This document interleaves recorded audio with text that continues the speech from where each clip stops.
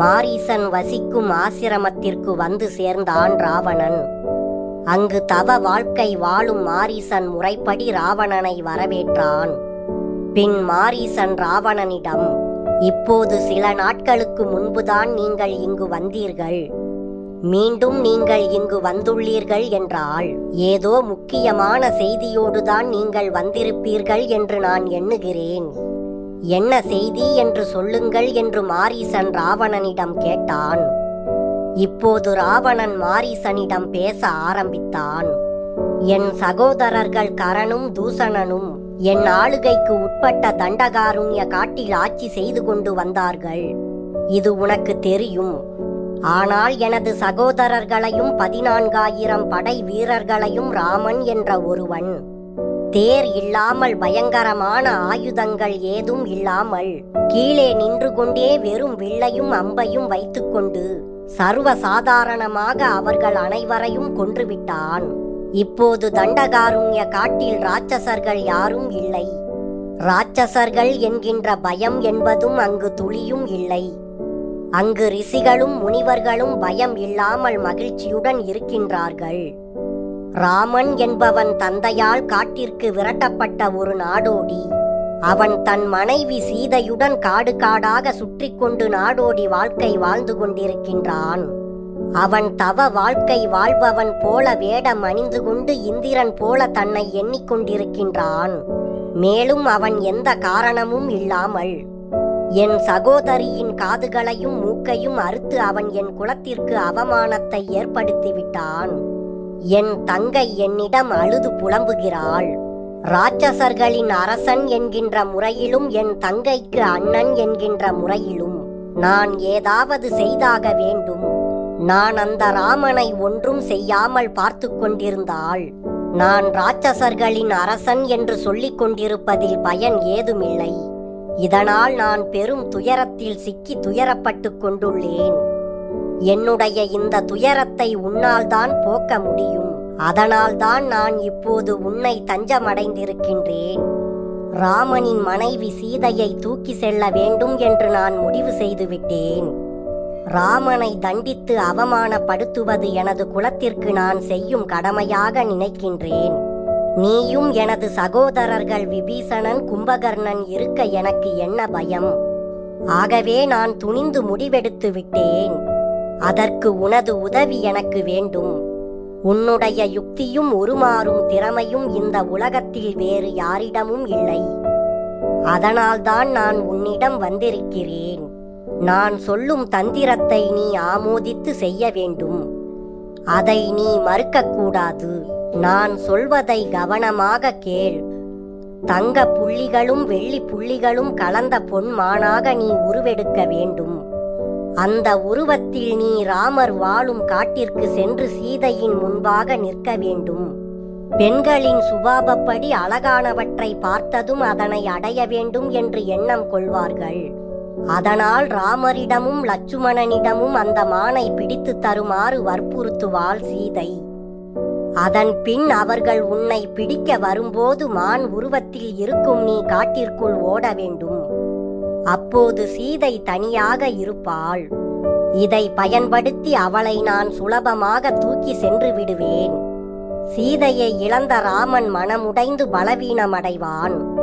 அப்போது நான் ராமனை தாக்கி பழிவாங்கி திருப்தி அடைவேன் என்று மாரீசனிடம் ராவணன் சொல்லி முடித்தான். ஆனால் ராமருடைய பராக்கிரமத்தை அறிந்திருந்த மாரீசன் ராவணனுடைய தீர்மானத்தை கேட்டு அதிர்ச்சி அடைந்தான். சீதையை தூக்கி செல்வதிலேயே ராவணன் குறியாக இருக்கின்றான் என்பதை புரிந்து கொண்டான் மாரீசன்.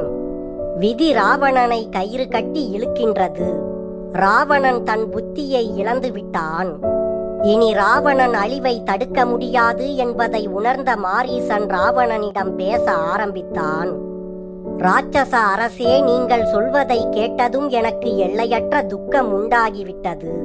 ஒருவரின் கருத்துக்கு ஆதரவான கருத்தை மற்றவர் சொல்லும்போது அதனை கேட்பவருக்கு இனிமையாக இருக்கும். ஆனால் அவருடைய கருத்துக்கு எதிரான கருத்தை சொல்லும்போது அதனை கேட்க அவர்கள் முன்வர மாட்டார்கள். ஆனாலும் நான் உங்கள் கருத்துக்கு எதிரான கருத்துக்களை சொல்லி உங்களுக்கு நன்மையை சொல்ல விரும்புகின்றேன்.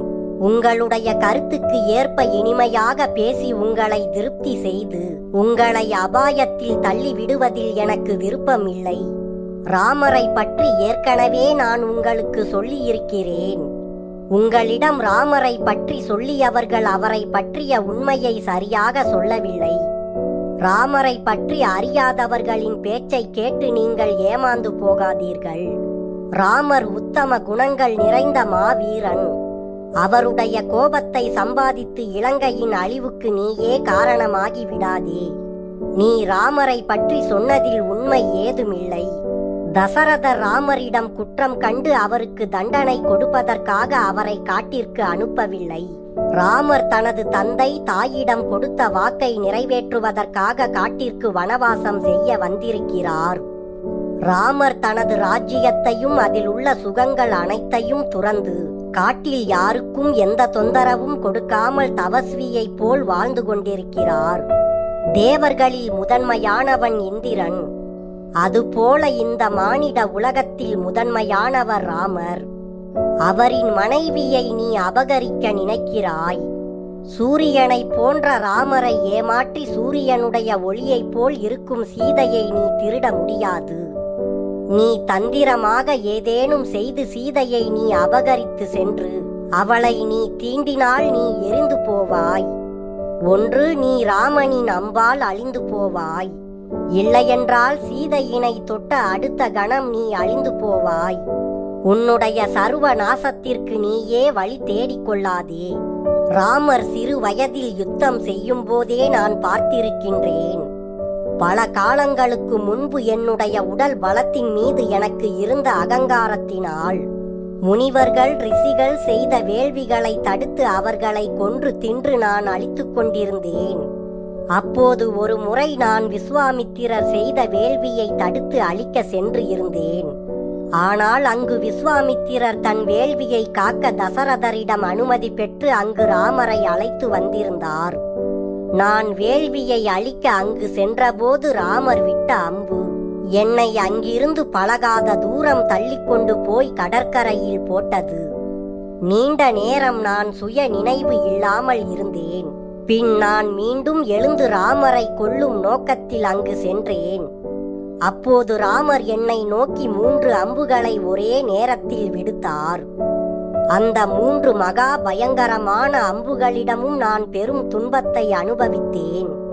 பின் நான் எப்படியோ தப்பித்து நல்லொழுக்கம் கொண்டவனாக தவம் செய்து ஒரு முனிவரைப் போல தவ வாழ்க்கை வாழ்ந்து கொண்டிருக்கின்றேன் என்று மாரீசன் ராவணனிடம் தொடர்ந்து பேசினான். ராமரை பற்றி மாரீசன் நீண்ட நேரம் பேசி ராவணனுக்கு புத்தி கூறினான். ஆனால் மாரீசன் பேசியது எதுவும் ராவணனுக்கு பிடிக்கவில்லை. பின் ராவணன் மாரீசனிடம் பேச ஆரம்பித்தான். மாரீசா, நீ சொல்வது எதுவும் சரியில்லை. நீ சொல்வதை நான் ஒப்புக்கொள்ள மாட்டேன். நான் ராட்சசர்களின் அரசன். இதனை நீ மனதில் வைத்துக்கொள். உன்னிடம் சீதையை தூக்கி செல்லலாமா வேண்டாமா என்று உனது கருத்தை கேட்க நான் இங்கு வரவில்லை. நீண்ட யோசனைக்கு பிறகு சீதையை தூக்கி செல்ல வேண்டும் என்று முடிவு செய்துவிட்டே நான் இங்கு வந்திருக்கின்றேன். என் முடிவில் இனி எந்த மாற்றமும் இல்லை. ஒரு பெண்ணின் சூழ்ச்சியால் ஏமாற்றப்பட்டு ராஜ்யத்தை இழந்து ஊரில் இருந்து துரத்தப்பட்டவன் அந்த ராமன். ராட்சசர்களின் அரசனான நான் இந்த சாதாரண மனிதனுடன் சமமாக நின்று யுத்தம் செய்ய மாட்டேன். அதனால் சீதையை தூக்கி சென்று ராமனை அவமானப்படுத்த வேண்டும் என்று நான் தீர்மானித்து விட்டேன். இதற்கு நான் கேட்கும் உதவியை நீ எனக்கு செய்ய வேண்டும் என்று அரசனாக நான் உனக்கு உத்தரவிடுகின்றேன். நீ என்னுடைய உத்தரவை செயல்படுத்த வேண்டும். இல்லையென்றால் உன்னை நான் இங்கு இப்போதே கொன்றுவிடுவேன் என்று ராவணன் மாரீசனிடம் சொல்லி முடித்தான். ராமனின் பகையை சம்பாதித்து விரைவில் நீ யமனிடம் செல்ல ஆசைப்படுகின்றாய். இலங்கை எரிந்து அழிந்து போவதும் நீயும் உனது சகோதரர்கள் உட்பட உனது ராட்சச படைகள் அனைத்தும் ராமனால் அழிக்கப்படுவதும் இப்போதே என் கண்களுக்கு தெரிகிறது. உன் உத்தரவை செயல்படுத்தாமல் உனது கையால் மரணிப்பதை விட ராமரின் கையால் நான் மரணமடைவது மேல் என்று எண்ணுகின்றேன். வா ராவணா, தண்டகாருண்யம் காட்டிற்கு செல்லலாம் என்று கிளம்பினான் மாரீசன். இதை கேட்ட ராவணன், பழைய மாரீசனை நான் கண்டுவிட்டேன் என்று மாரீசனை கட்டி அணைத்தான். பின் மாரீசன் செய்ய வேண்டிய காரியத்தை மீண்டும் சொல்ல ஆரம்பித்தான் ராவணன். நான் ஏற்கனவே சொன்னபடி மான் உருவம் எடுத்து நீ ராமனை தூரமான இடத்திற்கு அழைத்து செல். பின்பு நீ லட்சுமணா காப்பாற்று என்று ராமனின் குரலில் கத்து.